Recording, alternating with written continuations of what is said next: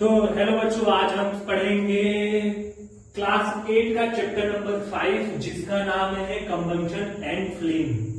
तो combustion and flame में हम कौन कौन से टॉपिक के बारे में डिस्कस करेंगे, आज उसी के बारे में जानेंगे कि कौन कौन सा टॉपिक हम इस चैप्टर में पढ़ेंगे, उसी के बारे में हम यहाँ पे आज जानेंगे। तो सबसे पहला हमारा टॉपिक है कंबंशन। कंबंशन होता क्या है?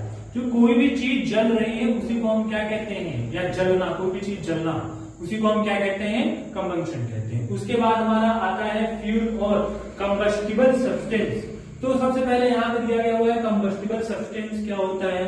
तो कंबस्टिबल सब्सटेंस वो होता है मतलब ऐसी चीजें जो जल सकती हैं, उसी को हम क्या कहते हैं, कंबस्टिबल सब्सटेंस कहते हैं। उसके बाद हमारा दूसरा टॉपिक है इनफ्लेमेबल सब्सटेंस। इनफ्लेमेबल सब्सटेंस क्या होता है? ऐसे सब्सटेंस जिसको जलने के लिए बहुत ही कम आग की जरूरत हो, उसको हम कहते हैं इनफ्लेमेबल सब्सटेंस कहते हैं। जैसे कि कागज हो गया या मैच स्टिक्स हो गई, उनको हम क्या कहते हैं, इनफ्लेमेबल सब्सटेंस कहते हैं। उसके बाद हमारा दूसरा टॉपिक है इग्निशन टेम्परेचर। इग्निशन टेम्परेचर होता क्या है? किसी भी चीज को जलने के लिए एक पर्टिकुलर टेम्परेचर की जरूरत होती है। अब जैसे कि आपके पास एक माचिस स्टिक है, आप माचिस से आप लकड़ी का, थोड़ी सी माचिस है, आप उससे बहुत मोटी मोटी लकड़ी नहीं जला सकते, उसके लिए आपको बहुत ज्यादा आग की जरूरत पड़ेगी। इसीलिए हर चीज को जलने के लिए एक पर्टिकुलर टेम्परेचर की जरूरत होती है और उसी पर्टिकुलर टेम्परेचर को हम कहते हैं इग्निशन टेम्परेचर।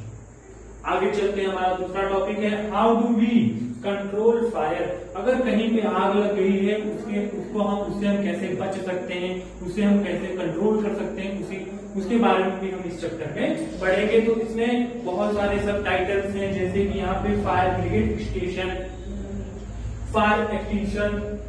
उसके बाद आता है यूज ऑफ ब्लैंकेट, मतलब हम जैसे कि आपने कभी कभी पुलिस वालों को या शॉर्ट वीडियोस में देखा होगा कि कहीं पे सिलेंडर जल रहा है तो ब्लैंकेट से वो सिलेंडर को कवर कर देते हैं। ऐसी बहुत सारी वीडियोस हमने देखी हैं। तो फायर बुझाने के लिए हम ब्लैंकेट का कैसे यूज कर सकते हैं, उसके बारे में भी यहाँ पे हम जानेंगे।